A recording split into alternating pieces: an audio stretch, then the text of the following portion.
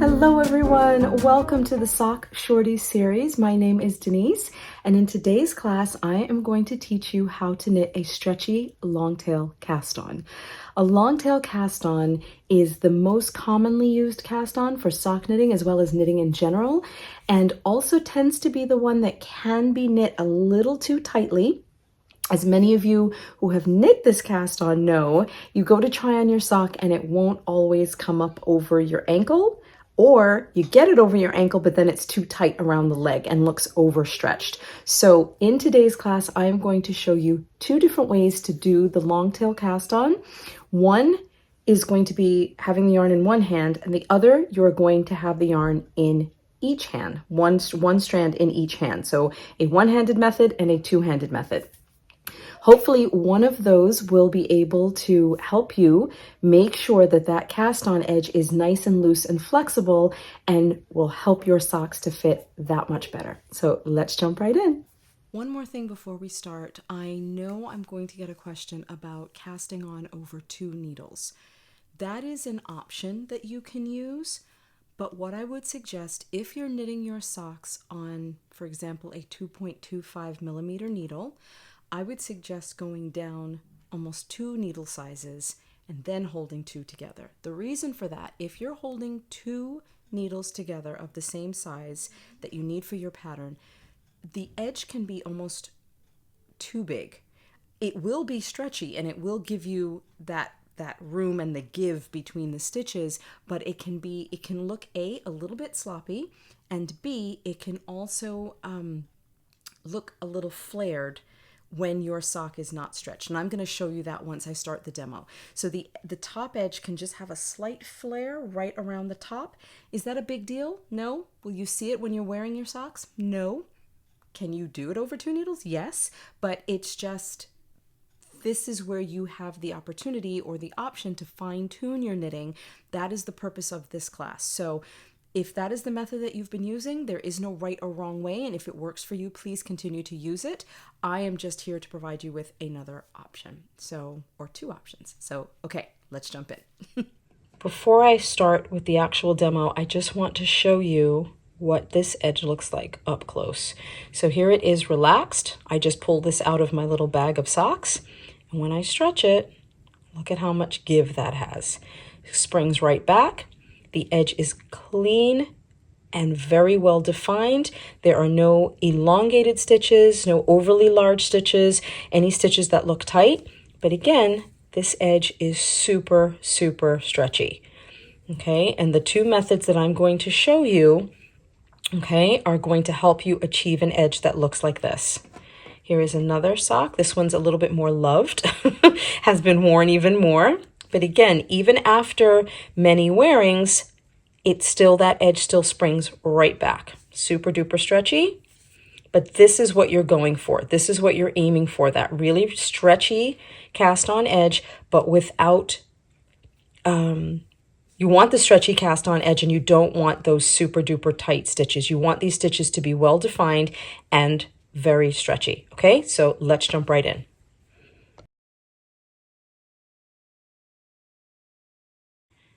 So here is my ball of yarn and my needle, and I am going to start casting on. So I have pulled a length of yarn that will be long enough based on the number of stitches that I want, and then I have the yarn coming from the ball. That's the working yarn. So what I'm going to do, I just drape the yarn over these 2 fingers, and I'm going to wrap my other fingers around the base just to give myself some tension. I do not use a slip knot when I start to knit. I hold my needle upside down on the inside here, and when I turn it right side up, I have that first loop on the needle, and I am ready to go. That is my first stitch, okay? Let's do that again.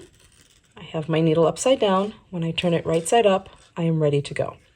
Now, again, here is my working yarn. Here is the tail. I will put my fingers in between. I have my first stitch already in place. I'm going to pull my hands back into what looks like a slingshot, and I'm going to start. I'm going under the thread, the strand of yarn on my thumb, coming over the top, coming back through, and you notice where my finger is. My finger is between those two stitches. That's the amount of space I want between those stitches. My finger is going to be the regulator, so to speak. And all I'm going to do is reposition my thumb. So there's two things that I'm doing here. I'm going to inch my finger up a little more. I'm going under, over, coming through. I reposition my finger, my thumb, move my finger. Under, over, through, fingers in place, reposition my thumb, then move my finger. And what's happening is there is enough space, as you can see already, between these stitches. It's already flexible on my needle. But I'm using my thumb and my index finger to regulate the space and the size of the stitches. So let's do that again. Under, over, and through. Reposition my thumb, move my finger. I'm going to do it again. I'm doing this in real time. If you've been watching my tutorials for a while, you know I like to do things in real time. I take my time. I am in no rush. Okay. Now, what I've seen a lot of knitters do, they will cast on and then they tighten up and they move their hand. They give a tug, reposition their hand, and make the next stitch. They give a tug, make sure it's tight, go on. You can see the difference already. Look at how spaced these are. These stitches are so tight and so close together. This is not what you want. This is what you want. So let's take this off and I will do that one more time. We'll do it together. Okay, here is my working yarn. Draped my fingers in between. Wrapped my other fingers around to provide tension. My needle is upside down. I turn my needle right side up and I have my first stitch. Pull back in the slingshot. I'm going up under. I'm coming over. And I reposition my thumb. I've inched my finger forward. Come under, over, through, reposition my thumb, inch my finger forward. And we're going to do this a couple more times. Reposition, inch my finger forward. Now, I know when you do a ladder stitch in embroidery, I've actually seen people put two little marks with a Sharpie on their finger so they can line one stitch up with one line and then another stitch, and they want to create the next stitch and line that up. So you would almost have two marks on your finger. You can do that here if that will help you. I'll see if I can find a picture of that to insert for you to see. But what you're basically doing, again, I'm not letting go. I'm putting my thumb back into place, reposition my finger. Okay, and that's it. Once you get the hang of it, you can go at a pretty good pace. Okay. And again, the spacing, so let's look at this now. The spacing between those stitches is going to be even. You are going to have a lot of stretch and give. Okay, and this will provide a very stretchy cast on for you. Okay, now let's see this doing it two-handed.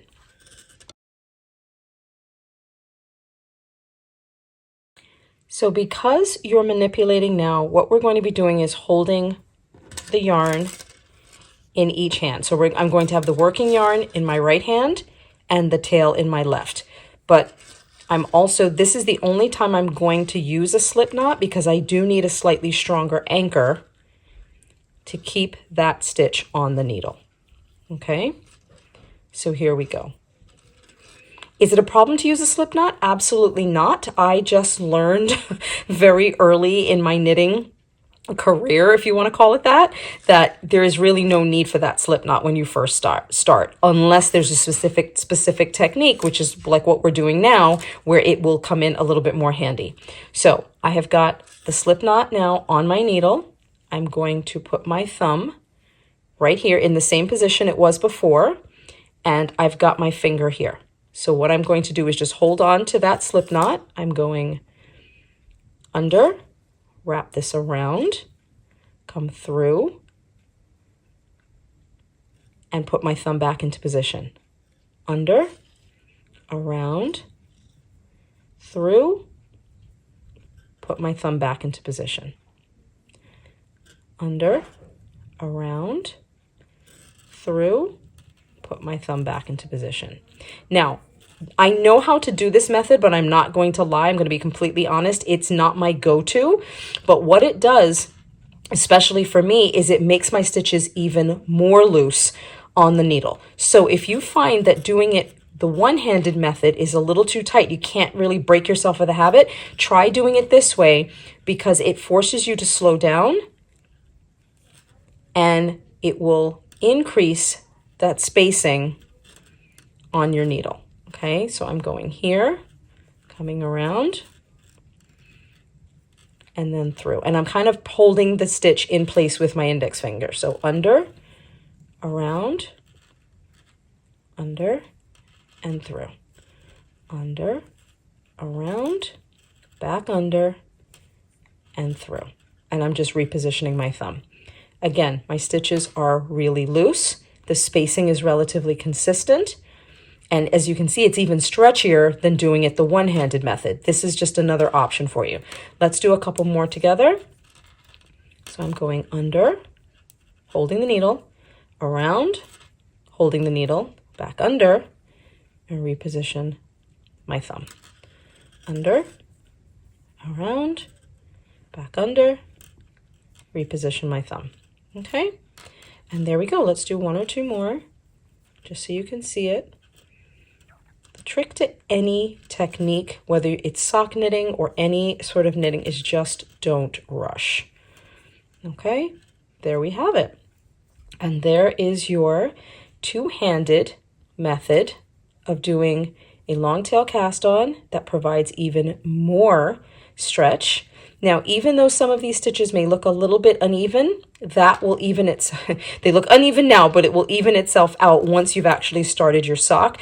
But it's also going to give you that little bit of room. And as I said, my stitches are not always as consistent with this method, but I still thought it was important to demonstrate it for you just to see another option. Okay? And here we go.